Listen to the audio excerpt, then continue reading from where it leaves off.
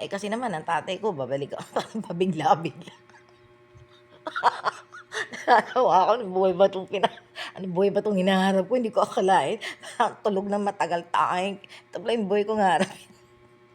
Hindi naman sa mga tao, ang TV kaharap ko din 'yan. Respeto ho, araw-araw ko nirerespeto 'yan. Araw-araw din sila nag-e-embalsam mo, Ginoo.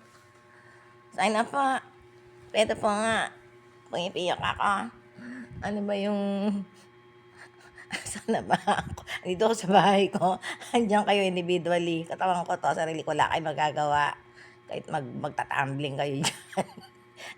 Magta-tumbling kayo diyan, wala akong pake. Ito katawan ko, andito ka, nanonood ako, andun sila, andiyan ka, andito ako sa bahay ko. Anong problema, katawan ko 'to. Kahit magpakamatay kayo, wag naman. Parental, mga kabataan. Kung ano yung mga kaedad ko, magpakamatay ka, wala akong pake. Buhay ko 'to. Asan na ba ako? Eh, dito na ako. Tatay ko kasi 'pag mag-a-abroad, yung mga nakikita ko ng mga picture nung eto yung mga yung mga ano lang, mga drop by lang na mga tingin-tingin sa album. Natatandaan ko naka-Amerikana, tuxedo, wala namang tie. Amerikana lang sa eroplano, Amerikana, yan. Paano mo naman tititingnan ng abroad? Pagdating ko sa Dubai, lupa. Lupa rin pala yung haba.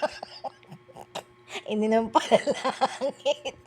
Tatay ko kasi, sinatid namin yan sa airport. Maliliit pa kami. Ayan, mga delgado, parang kadugtong na yung mga ano namin yan. Palitan lang kami na kung saan sila, nandun kami. Kung saan, nasan, magulang namin, first cousin namin, magkapatid ng nanay ko, tatay nila. Tapos ang nanay nila, tatay ko, first cousin. Pwede kami na apelido.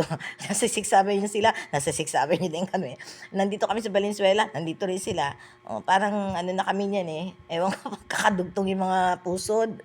Magkakadugtong yung mga pusod namin. Eh, sarili ko to, parental. Ano pa ba yung sinasabi ko? Ayan, naka-Amerikana, tapos hatid namin yan eh. Wala yung mga running way nun, maluluwag pa. Hindi pa yung direct sa pintuan. Yun yung nakikita ko, kaya big deal sa akin, Dubai na hindi.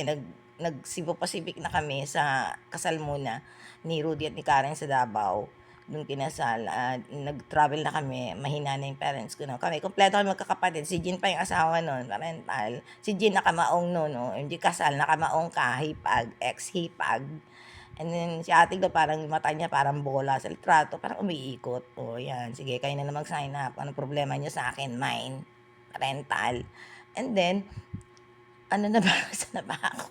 Nawawala ako. Wala ako maglagay ng scarf.